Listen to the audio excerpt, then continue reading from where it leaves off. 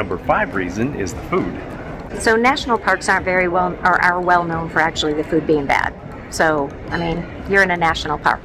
But I have to say that the food around here has been pretty good. So their main dining room here, they have a buffet. Paul had a great prime rib there. And but you do need to make reservations, so make sure you do that. Way in advance. Way in advance, yeah. Or try the day of and keep calling back, because that does work too. Oh, people cancel. People do cancel.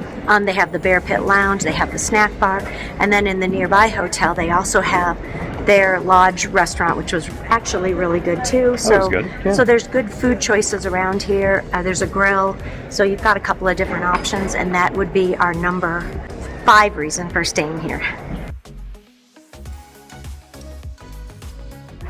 Okay, so number 4 is a great gathering spaces right here in front of Old Faithful.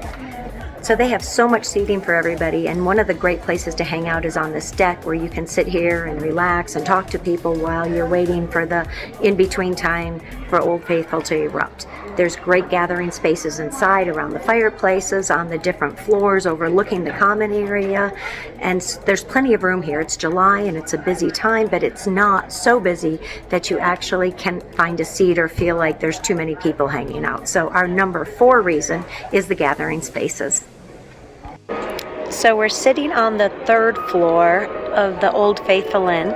They've done a really great job of making a lot of places for people to sit. So it's, even after the eruptions and stuff, it's not really crowded.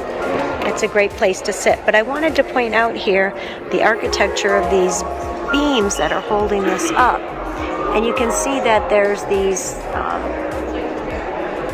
the wood pieces that are at the angle that typically hold things up are not the straight, the supports, they're not the straight lines that you usually see in any of the beams around here. All of them have this curve to them, and what we were told is that they're still lodgepole pines, which is what the rest of these are, but the curves are actually because these lodgepole pines actually had a disease. And so they went out and they picked out these particular trees that had this disease, that had this curve in them, and used them all over the property. They handpicked them, to make for super interesting architecture within. So we are on the 3rd floor right now, and one of the things that we just noticed is there's these extra special rooms, 229, 227, 225, up here that are part of the old property. So I bet if you book those rooms, they are super special. Number 3 is the experience stay. Yes, the building and the rooms are so well preserved that you feel like you're stepping back in time into 1903. And so when you're here, it's like a whole experience just staying at the hotel. The room, even the bathrooms down the hall, is part of the experience. And our number 3 reason is you need to come and have this experience. There's one of the doors right there. Okay, come here. You are not going to believe what I found. Come here. Let's go check it out.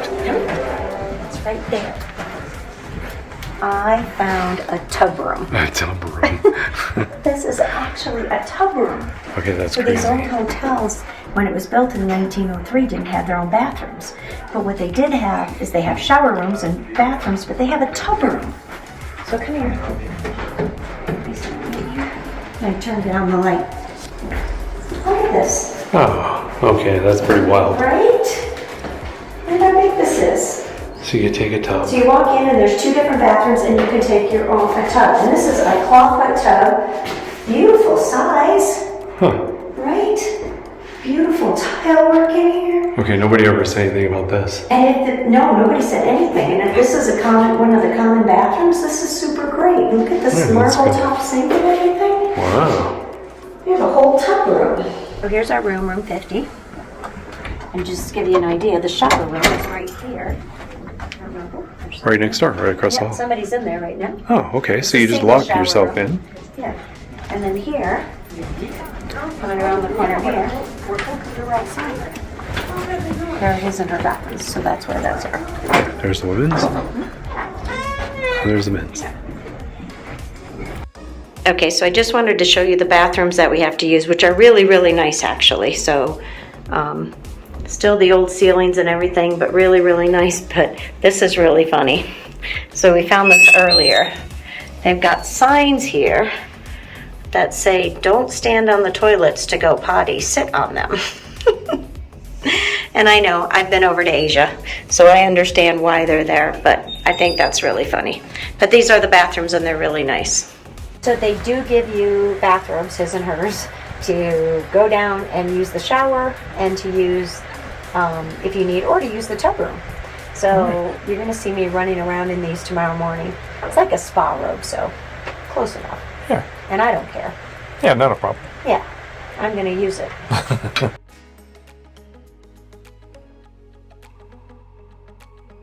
So our final thoughts on the room. Loved staying in this room, first of all. It was pretty cool. Yeah. But what was luxury in 1903 is considered kind of bare necessities today. So luxury, it had electricity in the room. It actually had, I don't know if it had an in-room sink or not. Oh, I bet it running did. water. I bet you that's the original Idea. sink. But anyway, Yeah. so you have that. But bathrooms down the hall are not considered Shower luxury down the hall, anymore. yeah. Shower down the hall, even a tub room down the hall is not luxury anymore. It was totally okay. It was luxury just having such a thing. Yeah, yeah, it was. You have to go to the outhouse. Yeah, exactly. Right? And skip the shower. Yeah.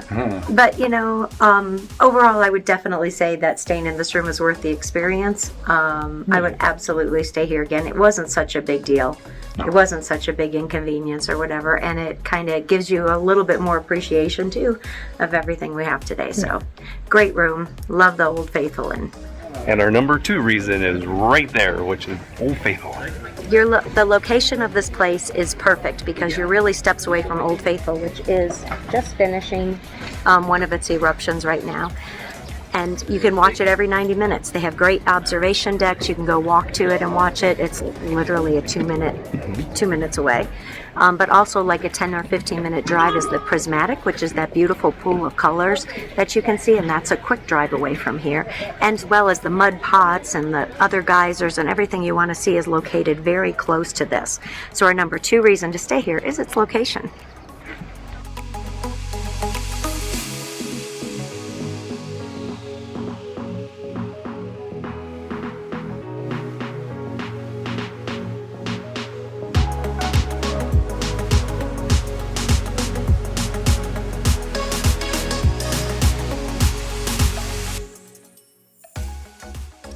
Number 1 is Iconic Hotel. So this hotel, the architecture is amazing. It was built in 1904. It's really a piece of Americana. It's a piece of our history. And so the number 1 reason to stay at the Old Faithful Inn is it is an iconic hotel.